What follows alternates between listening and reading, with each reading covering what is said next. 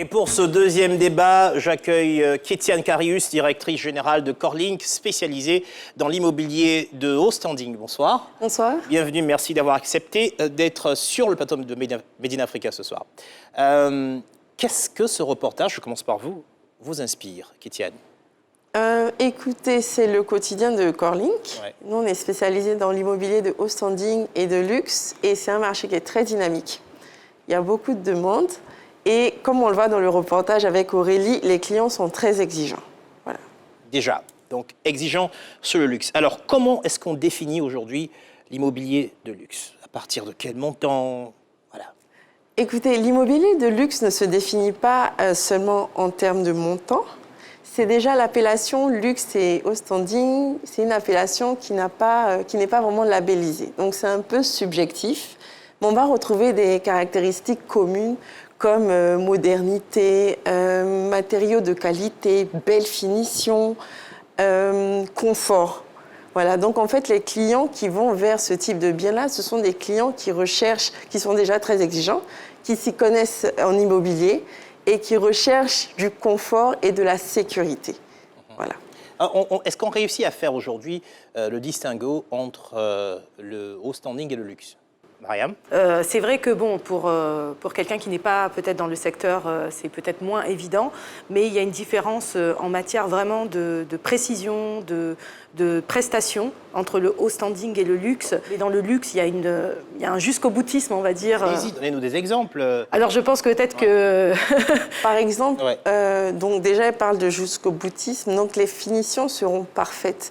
Vous allez avoir un carrelage qui a des spécificités très parfaites. Ça va pas être du grès cérame classique, ça va être le haut de gamme du grès cérame, ça va être des finitions excellentes, ça va être aussi des prestations dans le niveau. Par exemple, aujourd'hui, on a des clients qui exigent du high-tech. C'est motivant, hein. Ça vous pousse à travailler, non, mesdames et messieurs?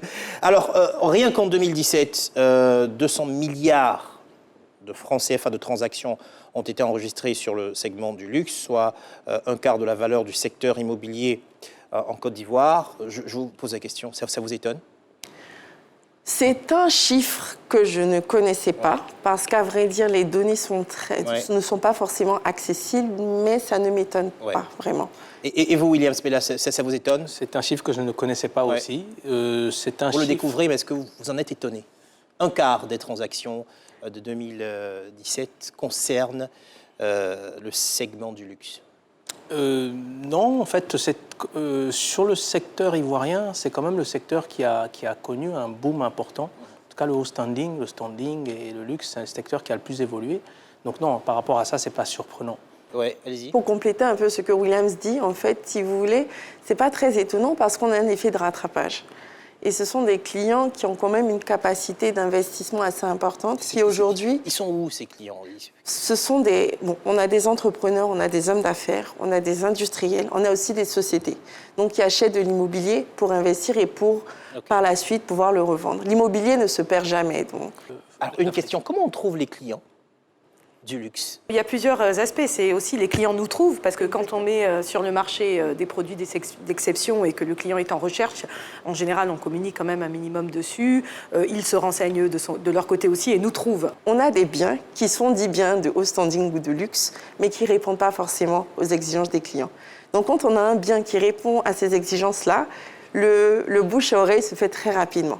Alors, c'est le paradis de la jet set, on l'a vu, Assini. 200 chantiers en cours. Alors, on a l'impression, William Spella, qu'il n'y a pas de limite de prix là-bas. Le paradis n'a pas de prix. Non, fondamentalement, c'est un cadre, pour ceux qui ont eu l'opportunité d'y aller, oui, c'est un cadre magnifique, avec le plan lagunaire, la mer. Il est normal que parfois, il y ait des biens qui sont hors marché, et donc à des prix qui défient toute concurrence. Alors Assini, vous êtes sur le terrain d'Assini, vous avez des biens là-bas, vous êtes sur le marché, vous achetez, vous vendez On y va, on n'y est pas encore, on y va, on fait de la prospection, parce que c'est une zone qui est incontournable justement dans le luxe. Et comme disait tout à l'heure Williams, on a, si vous voulez, là-bas, on a donc une zone balnéaire, on a la lagune, on a la mer, on a de l'espace. Et c'est une zone qui est très calme et très reposante. Alors, on a vu quand même des maisons splendides dans le reportage. Plusieurs agences sont sur le coup. D'accord. Est-ce que c'est souvent le cas? Dans le marché immobilier, on va dire, avec toutes les agences qui prolifèrent aussi, il faut dire qu'il y a plus de 100 agences immobilières agréées.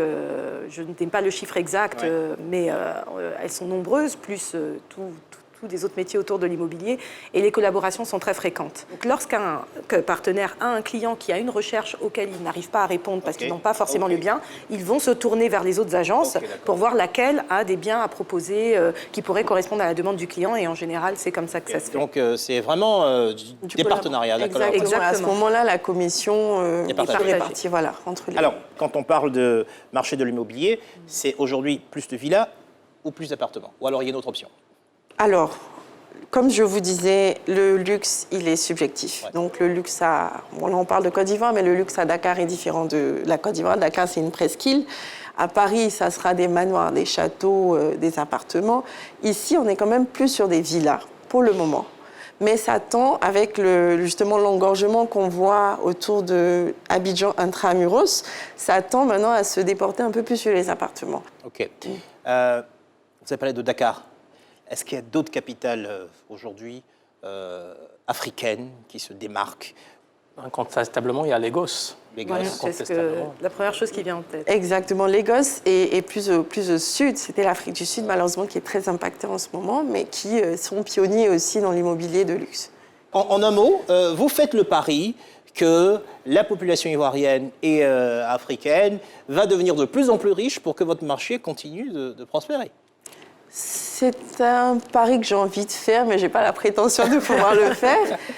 Toutefois, il y a des données qui existent et qui montrent qu'en Côte d'Ivoire, pendant donc la période après-guerre, on a quand même connu 8% de millionnaires en plus chaque année. Et c'est une tendance un peu dans les pays... Millionnaires, des gens qui ont 2 millions de francs CFA chaque année. Non, pardon. Millionnaires, donc c'est des gens qui ont 1 million de dollars. Hors propriété. On est autour de 500 millions, un demi-milliard. Hein. Voilà. Hors Chaque année, principale, il y en a voilà. de plus en plus. Voilà. Et donc, c'est une donnée qui est plus ou moins constante pour le moment. Et comme je vous ai dit, avec les données du Covid, on n'a pas vraiment de visibilité.